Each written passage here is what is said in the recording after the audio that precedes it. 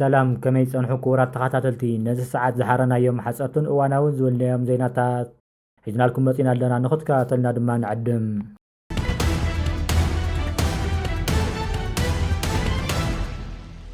ፕሬዝደንት ጊዜያዊ ምምሕዳር ክልል ትግራይ ጀነራል ታደሰ ወረደ ኣብ ዝሓለፈ ሰሙን ኣባል ማእኸላይ ኮሚቴ ሕወሓት ኣይተ ዝናቡ ገብረመድህነት ዞባ ክመርሕ ከም ተሸመ ይፍለጥ። ኣቐድሞ ኣቢሉ እውን ኣመሓዳሪ ናይቲ ዞባ ኮይኑ ከገልግል ፀነ ኣመሓዳሪ ኣብ ዝተለዓለሉ እቲ ጉዳይ ብዙሕ ከም ዘዘራረበን ዓበይቲ ዓዲ ምስ ጀነራል ታደሰ ወረደ ተራኺቦም ከም ዝተመያየጡ ይዝከር። ቀዲሙ ኮነ ኣብዚ ዳሕረዋይ ዝተገበረ ምምሕዳራዊ ለውጢ ስዒቡ ኣብ ዝተፈላለዩ ካብታት ሰልፍታት ተቃውሞታት ንጎንፅን ተላዒሉ እዩ። ነቶም ንመልዓል ናይቲ ኣብ ስልጣን ዝፀንሐ ምምሕዳር ዝተቃወሙ ኣካላት መሰል ዓርሰ ምምሕዳሮም ክረጋገፀሎም ካብ ምጥላብ ብዝለዓለ ብኣፎም ዘይንግዛእን ብማልነት ናይ ሕወሓት ዝበልዎ ኣካይዳ ተቃውሞም ከስምዑ ተራእዮም። ኣብ ዝተፈላለዩ ካብታት ዝዘዋ ዕጡቃት ሓይልታት ትግራይ ፖሊስን ተዋፊሮም ኣብ ሻቁሎ ዝፈጠረ ኮይኑ ብኣይተ ሃብቱ ኪሮስ ዝምራሕ ነባር ካቢኔት ዞባ እውን ነቲ ህዝብን ከባብን ምልሻን ይንቀሳቀስዎም ከም ዘለው ይግለጽ ኣሎ። ሓድሽ ኣመሓዳሪ ዞባ ደቡብ ትግራይ ኮይኑ ዝተሸመ ኣይተ ዝናቡ ገብረመድህን ከም ዝበሎ ድማ ኣብዚ ግዜ ሽመት ብዙሕ ዝሕጉስ ነገር እንተዘይሃልዩ እቲ ከባቢ ተወሊደ ዝዓወኩልን ስድራይን ቤተሰበይን ዓሌተይን ስለ ዘለዎ ስለዝኾነ ናብ ቤተሰብን ዓሌተይን ተመሊሰ ከም ዘገልገልኩ ይስምዐኒ እዚ ዕድል ስለ ዝተውሃቦን ድማ ይሕጉሰኒ ክብል ገሊጹ።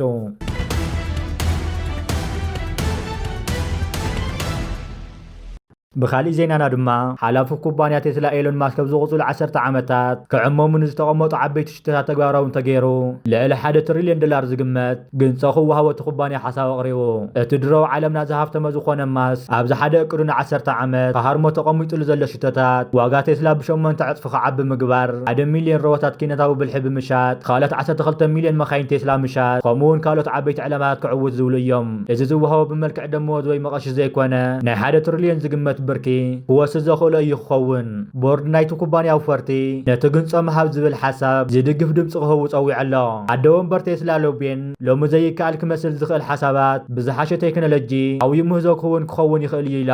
ብካልእ ኣዘራርባ ንኤሎን ምዕቃብን ምሽላምን ኩባንያ ቴስላ ነቶም ዝተቐመጡ ሽቶታት ንኽዕውቶምን ኣብ ታሪክ ዝዓበየ ኩባንያ ንምግባር መሰረታዊ እዩ። ቀፂላ እቲ ዝውሃብ ግንፆ ብርኪ እቲ በዓል ራእይ መራሒና ብዝለዓለ ንኽዕብዮ ከም ዝድርኽ ገሊፃ።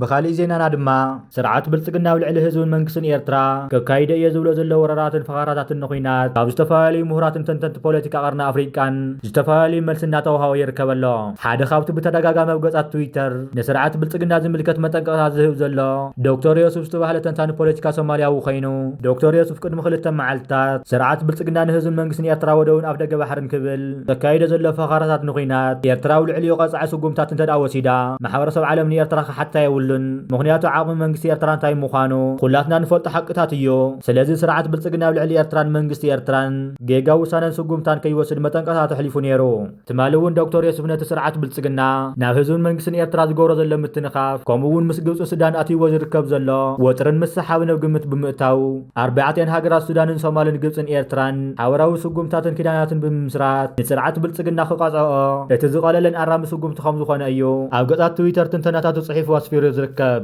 ብዘይካ ዶክተር ዮሱፍ ዝተፈላለዩ ተንተንቲ ፖለቲከኛታት ናይ ኬንያ ምሁራትን ጋዜጠኛታትን እውን ንስርዓት ብልጽግና ከምዚ ዓይነት መጠንቀቕታ እናሃብዎ እዮም ዝርከቡ ዘለው።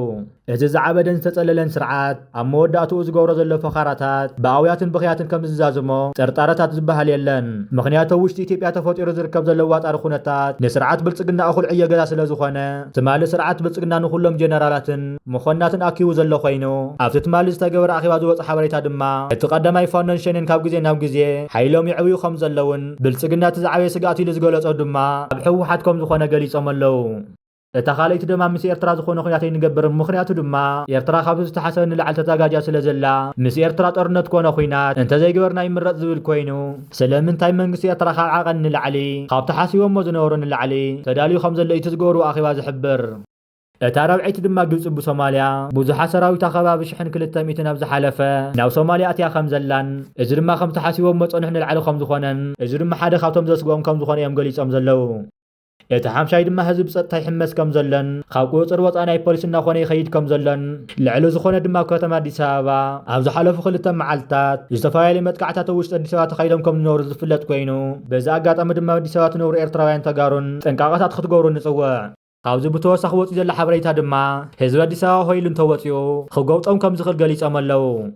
اتشارشاي دما بزعبا محوراو ميديا خوينو محوراو ميديا زي حدقኛ ከም ዝኾነን እቲ ኩሉ ብኤርትራ ወገን ይኹን ብትግራይ በአምሓራ በዓፋርን ዝተፈላለዩ ሚድያታት ካብ ኢትዮጵያ እውን ብፍላይ ድማ ናይ ኤርትራ ሚድያታት ኣብ ልዕሊ ብልጽግና ዝገብርኦ ዘለዋ ጉድጓት ዓብዪ ስጋት ከም ዝኾነ ስሚሮም ኣለዉ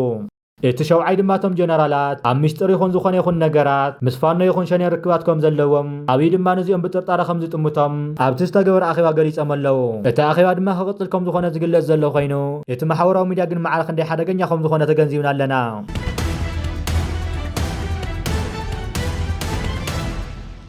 ዕጡቋት ፋኖ ዝሓለፈ 6 መዓልታት ኣገዳሲ ምዕባለታት እናመዝገቡ ይርከቡ ኣለዉ ዘመኔካ ሰብ ዝተፈላለዩ ክልላት ኣምሓራ ኣንጻር ስርዓት ብልጽግና በብወገንካ ዝግበር ኩናትን መጥቃዕትታትን ሓቢሮም ኣብ ሓደ ኮማንድ ተጠርኒፎም ብሓደ ኣዛዚ መጥቃዕቶም ከካይዱ ዘቕረብዎ ጻውዒታት ዕጡቋት ፋኖ ኣብ ሓደ ተጠርኒፎም ብሓደ ክኸዱ ኣብ ስምምዕ ከም ዘብፅሑ ዝዝከር ኮይኑ ድሕሪ ዝተኻየደ ስምምዕ ከዓ ፋኖ ብጥምረትን ብሕብረትን ዘካየደ መጥቃዕትታት ኣብዚ ዝሓለፈ 6 መዓልታት ንዓበይቲ ከተማታት ሰፊሕ መሬት ኣምሓራን ኣብ ትሕቲ ቁፅጥር ከም ዘእተውዎ ክሳብ መራኸቢ ታትን ጋዜጠኛታትን ናይ ሃገራት ምዕራብ ከይተረፈ ዜና ጸጸባት እንዳሰርሐሉ ይርከባ ኣለዋ ኣብዚ 6 መዓልታት ዝተኻየደ ኩናት ስርዓት ብልጽግናን ሰራዊትን ዓበይቲ ስዕረትን ውርደትን ወሪድዎም ይርከብ ፋኖውቲ ለመውፅእዎ ዘሎ ሓበሬታ ድማ እስካብ 200 ዝበፅሑ ሰራዊት ምክልኻል ኢትዮጵያ ንፋኖ ምስ ጿራቶም ኢዶም ሂቦም ይርከቡ ብተወሳኺ ድማ ካብ ሪፐብሊካን ጋርድ ናይ ዕሸል መራሕቲ ኢትዮጵያ ኣብይ ኣሕመድ ዝኾኑ ዓጀብቲ ዝነበሩ ክልተ ተወለድቲ ክልል ኣምሓራ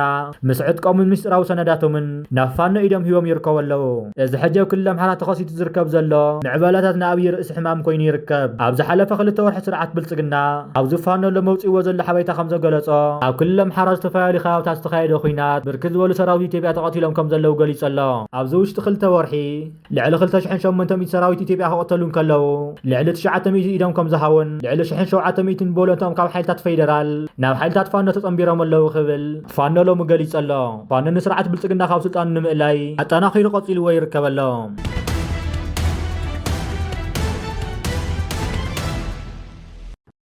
بخالي زينانا دما أمريكا بواقع عداقات الرأى هاجري كودتن كتبل قواميت أمباسادر إيرترا ودو حورات هاجرات ويزرو صوفيا تسفى مريم غليسا دحرناي قدامي من سر إثيوبيا قالت جنرال إثيوبيا بومباز مسل قال محتى تلاز غلصتو قواميت أمباسادر إيرترا وحورات هاجرات ويزرو صوفيا تسفى مريم أو إثيوبيا غلسات كسكاب حجي هرفان كارتا داغماي كسال زامنو لو كتبل أبي كسو زهاو تموري غليسا إثيوبيا بتاريخ بازح حزبي استراتيجيكاو مسارتاو قيح بحر يخونو عصب معركة عطي يقبع زولبا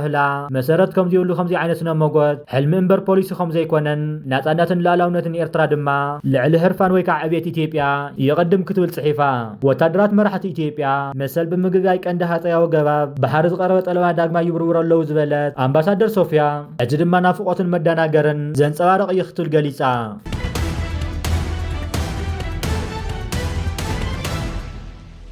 ኣብዚ ሓለፈ ሰሙን ኣብ ክልላት ኦሮሚያን ሶማልያን ዝርከቡ ኳድራት ብልጽግና ንወደብ ዓሰብ ንዝህሉ ኩናት ንሰባል ሸውልና ብምባል ኣብ ዝተፈላለዩ ምምሕዳራት ኣኼባታት ክካይዱ ቀኒዮም ንሰራሕተኛታት መንግስቲ ኩናት ድሕሪ ምምራቕ ግድብ ኣባይ ክምረቕ ምዃኑ ነጊሮም መለዉ ክብል ጅዋር መሐመድ ሎሚ ድሕሪ ሰዓት ዝፀሓፎ እዩ ኣብ ካልኦት ክልላት ተመሳሳሊ ኣኼባታት ይካየዱ ከም ዘለዉ ድማ ገሊጹ ኣሎ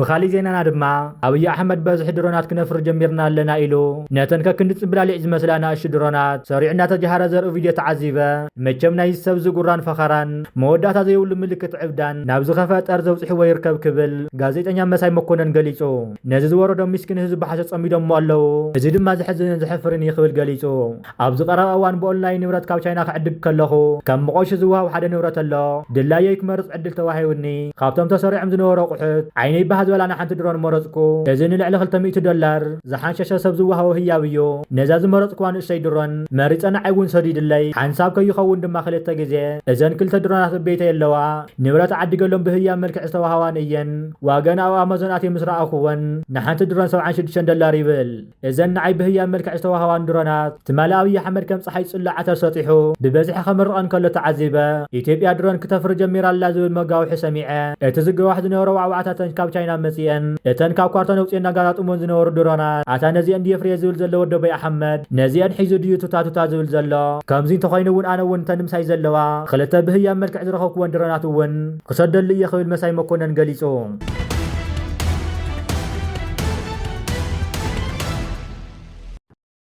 بخالي زينانا دما بريدن جزاو محدار كل تግራይ جنرال ታደሰ ወረደ ኣብዚ ሓለፈ ሰሙን ኣባል ኮሚቴ ሕወሓት ኣይተዝናው ገብረ መድነት ዘዋ ክመርሕ ከምሾሞ ይፍለጥ ኣቅድመ ቢሉ እውን ናይቲ ዘዋ ኣመሓዳሪ ኮይኑ ከገልግል ፀንሐ ኣብ መሓዳር ኣብ ዘልዕለሉ እቲ ጉዳይ ብዙሕ ከም ዘዘራረበን ዓበይቲ ዓዲ ምስ ጀነራል ታደሰ ወረደ ተራኺቦም ከም ዝተመያየጡ ድማ ይዝከር ቀዲሙ ኮነ ዳሕራይ ንዝተገበረ ምሕዳራዊ ለውጢ ስዒቡ ኣብ ዝተፈላለዩ ከባብታት ሰልፍታት ተቃውሞታት ጎንፅን ኣልዒሉ እዩ እቶም ንምልዓል ናይ ሰብ ስልጣን ዝፀንሕ ምምሕዳር መሰል ዓርሰ ምሕደሮም ከረጋግፅሎም ካብ ምጥላብ ብዝዘለለ ብኣፎም ዘይንግዛእን ብምባል ናይቲ ሕወሓት ዝበሎ ኣካይዳ ተቃውሞም ከስምዑ ተራእዮም ኣብ ዝተፈላለዩ ከባብታት ዝዘዋዕ ጥቃት ሓይልታት ትግራይ ፖሊስ ተዋፊሮም ሻቁሎ ዝፈጠረ ኮይኑ ብኣይተ ሃብቱ ኺረ ዝምራሕ ነባር ካቢኔት ዘዋ እውን እቲ ህዝብን ከባብን ምልሻን የንቀሳቐስ ከም ዘሎ ይግለጽ ኣሎ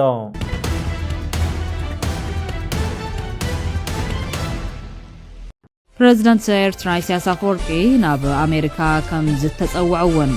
ኣፎት ሚድያ ንምርግጋጽ ከይሉሎ ኣብ መንጎ ፕሬዝዳንት ኢሳያስ አፈወርቂን ምሕዳር ፕሬዝዳንት ኣሜሪካ ዶናልድ ትራምፕን ዓመታት ተበጣጢሱ ዝጸንሐ ዝምድናታት ናብ ንቡር ንምምላስ ሓድሽ ዲፕሎማስያዊ ጻዕሪ ካይድ ከም ዘሎ ይሕበር ኣሎ ይኹን እምበር ኣብ መንጎ ክልቴን ሃገራት ዘሎ ዓሚቕ ፍልልያት ድሩት ቁጠባውን ጸጥታውን ዓቕሚ ኤርትራን ነዚ ዳግም ምትዕራይ ጻዕርን ከይዕውት ዓብዪ ዕንቅፋት ክኸውን ከም ዝኽእል ተመራማሪ ጉዳያት ቀርኒ ኣፍሪካ ማህደር ነሲቡ ይሕበር ቅድሚ ሓደ ወርሒ ሚኒስትር ዜና ኤርትራ ፕሬዝዳንት ኢሳያስ አፈወርቂ ካብ ፕሬዝዳንት ትራምፕ ደብዳቤ ከም ዘጽሐ ኣፍሊጡ ነይሩ ኣብ መወዳእታ ወርሕን ሓሰ ወኪል ኤምባሲ ኤርትራ ምስ ሓደ ኣማኻሪ ዋይት ሃውስ ሕልፍ ጸገማትና መጻኢ ዘተን ምትሕባር ንምቕያር ከም ዝተስማዕምዑ ገሊጹ ነይሩ እዮም ፕሬዝዳንት ኢሳያስ ኣብ ቀረባ እዋን ኣብ ዝገበሩ ቃለ መሕተት እውን ምስ ኣሜሪካ ሃናጽ ዝምድናታት ንምክያድ መሰረት የንጽፈሉ ኢሉ እዩ ዝኸበርኩምን ዝኸበርክን ተኸታተልትና ነስ ሰዓት ዝሓረናዮም ሓጸርትን እዋናውን ዝበልናዮም ዜናታት ነቶም ሒዝናዮም ዝመጸና ይመስሉ ነይሮም ኣብ ዝወጽሉ ብኻልኦት ሓበሬታታት ክሳብ ንራኸብ ሰላምና ትመንና በቢ ዘለኹም ሰላም ንዓኹም ይኹን ሰላም